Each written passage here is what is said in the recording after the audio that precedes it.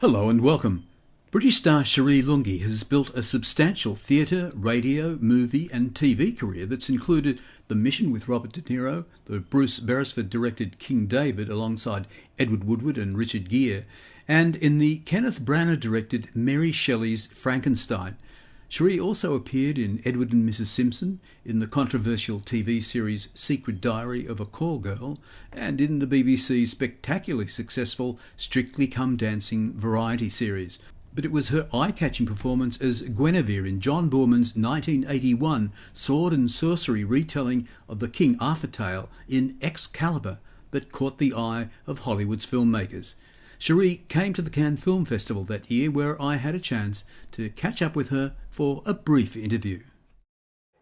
Cherie, Australians, of course, remember you quite well for Edward and Mrs Simpson. It must have been a change to move from, I know you did other work in between, but from that kind of thing, with television series, into something as vast and as epic as Excalibur.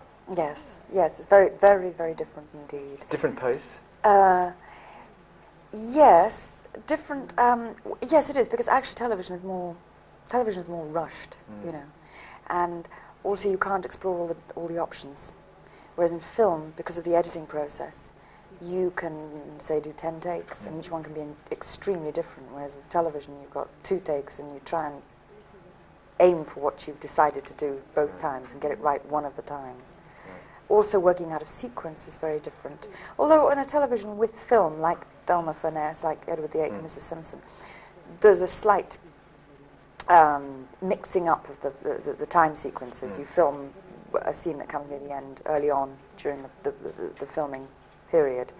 But in a large epic film, to cover the whole life story of Guenevere from age 16 to 45, and chop it up into tiny little scenes which each happen on different days, and that's very difficult to keep the thread of the story in your head.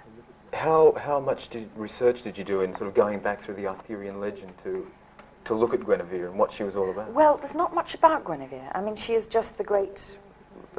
she's the one who comes and mucks it all up, really. Yes. She's the archetypal woman, like Eve, who comes along and destroys all the... interferes with the men, interrupts them, disturbs them while they're on this fantastic quest. It looks as though you had a lot of fun with the role itself, with the character. Is that an Yes, accurate I did. assessment? Well, yes, I did, because I could explore both extremes. She covers a tremendous distance. She spans quite a spectrum. She starts off as a young, innocent, vivacious girl, and then she goes through all sorts of things and learns and changes and has to find out about things and matures and mellows.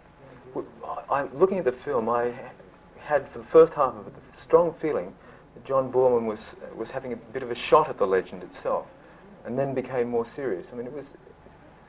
Is that right? You mean in the telling of the story? It's Yes, lighter, more humorous, more... Yes. That's true. Yes, it is. There's a lot of humour at the very beginning. There's a lot of charm, but that's what he's aiming for, I believe, because it's about innocence. It's about moving from a very innocent, fresh world into a much more complicated, logical, earthbound,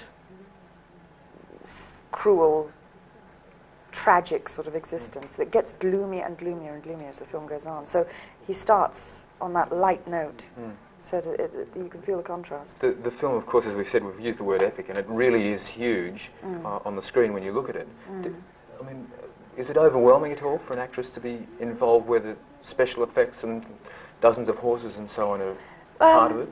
No, that was all very exciting. I learned to ride, which was great, and I learned to ride side saddle, and I got a chance to ride every day, and that was wonderful.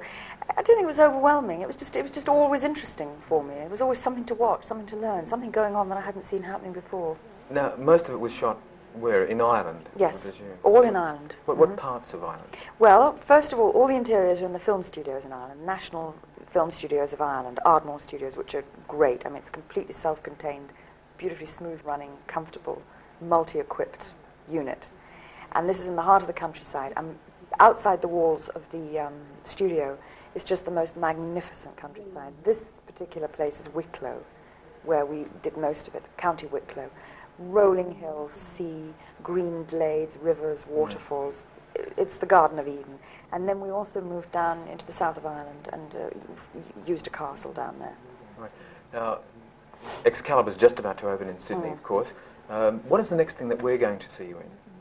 Are you doing another big film, or is it TV? Heavens. No, I haven't been offered any films yet. Nothing has come from this yet.